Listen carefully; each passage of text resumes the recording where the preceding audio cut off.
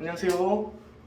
봤습니다. 오늘 타일 하자 이제 왔는데 제가 이런 것 때문에 고마스 방수를 할 때 위에까지 안 올리는 거예요. 그거 한번 보여드리도록 할게요. 이렇게 보시면은 이게 타일이 붙어는 있어요. 붙어는 있는데 충격이 이렇게 쉽게 떨어져 버립니다. 타일 자체가 겉면에 이제 시멘트가 굳으면서 딱 붙어 있었던 거예요. 이거 뭐 보시면 아시겠지만 이렇게 시멘트를 이렇게 뭐 뿌린다든지 뭐 하고 이제 타일을 이렇게 붙이시죠. 그렇게 해도 다 떨어지게 돼 있어요. 방수를 여기까지 안 올리는 이유는 그런 쪽에 있습니다. 그리고 여기다가 이제 지금 할 때는 여기다가 드라이픽스를 전체면에다 도포를 할 거예요. 돌포하고 더붙임을 하든, 두께도 지금 보면 두꺼워가지고 일반 이제 뭐 그냥 압착 시공으로 하기에는 쌓아 올리기가 힘드니까. 근데 왜 이렇게 두껍게 했는지 모르겠네.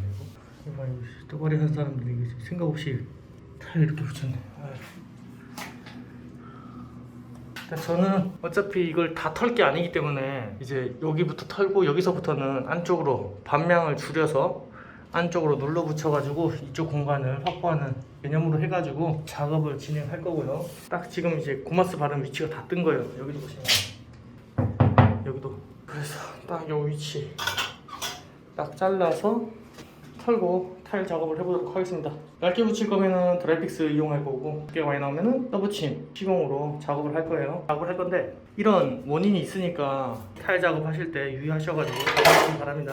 방금 이제 철거가 다 끝났고 철거가 끝난 이제 벽 상태를 먼저 보여드리도록 할게요.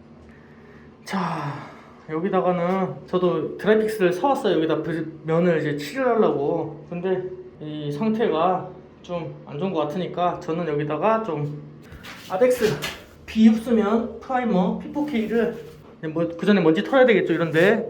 그 다음에 이제 P4K 비흡수면 프라이머를 바르고, 그 다음에 이제 마르면은 떠붙임을 다시 위에서부터 내려 붙이는 걸로 해서 시공을 해보도록 할게요. 일단 프라이머 바르는 것부터 해보도록 하겠습니다. 영상 촬영 버튼을 안 눌러서 사진으로 대체했습니다. 밑에서 올리면 편한데 왜 위에서부터 내려서 붙였을까요? 전 시공자가 수직 수평을 하나도 안 맞춰놨어요. 이런 경우에 밑에서부터 올리게 되면은 타일을 다 갈아내서 붙여야 되는 상황이 발생되기 때문에 기존 사람이 했던 거에 따라서 저도 따라 붙일 수밖에 없어요. 이래서 이제 남이 손본 곳엔 가지 마라 라는 말이 있나 봐요. 이쪽 벽이 그나마 나은 상태의 벽이었고, 나머지 두 벽은 배가 부르고 뭐 역으로 이제 꺾이고 난리 부르스도 아니었습니다.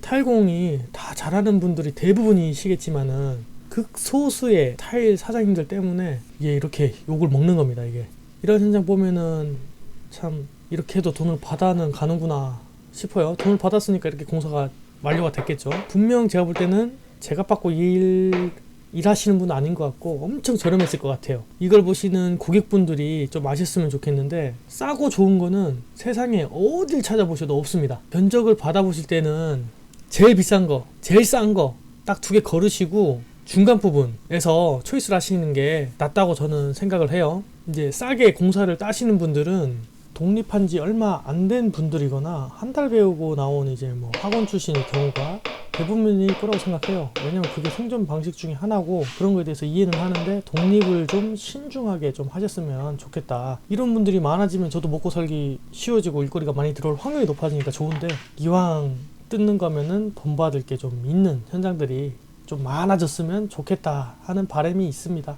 떠바리를 할 때 살살 비벼서 이제 들어가는 것과 처음부터 약간 눌러서 비벼 들어가야 되는 경우가 있는데, 이게 설명이 좀 어려운데, 이게 사거리를 한 방에 결집시키냐 서서히 퍼뜨리냐 이 차이를 알고 시공을 하셔야 되는데, 이런 현장의 경우에는 후자를 쓰셔야 흘러내리면 잘합니다. 뭐라 해야 될까, 힘을 줘서 비빈다라고 해야 될까요? 설명이 참 어렵네요. 이게 아직 이거 고마스 발려져 있던 데다가 타일을 지금 현재 다 붙였어요. 다 붙였고, 오늘은 세팅하러 가지고 세팅이 끝난 상태고요. 이제 여기 현장을 한번 봐야 될게요. 저는 이런 현장 보면 그냥 다 털고 싶은데 전부 다 이제 비용상의 문제가 있다 보니까 떠바리를 하셨는데, 여기 보세요. 그리고 벽 자체가 누웠어요. 여기 보세요. 장을 달았는데 장이 이렇게 거울.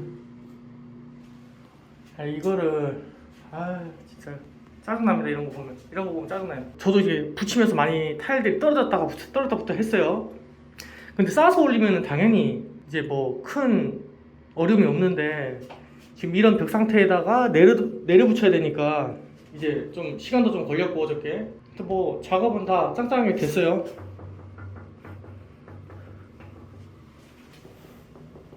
뭐 중간중간에 왜 코너를 두들겨 보는 거 하면은 이제 대부분 코너 쪽에 밥이 없는 경우가 많아서 확인차 두들겨서 확인시켜 드리는 겁니다.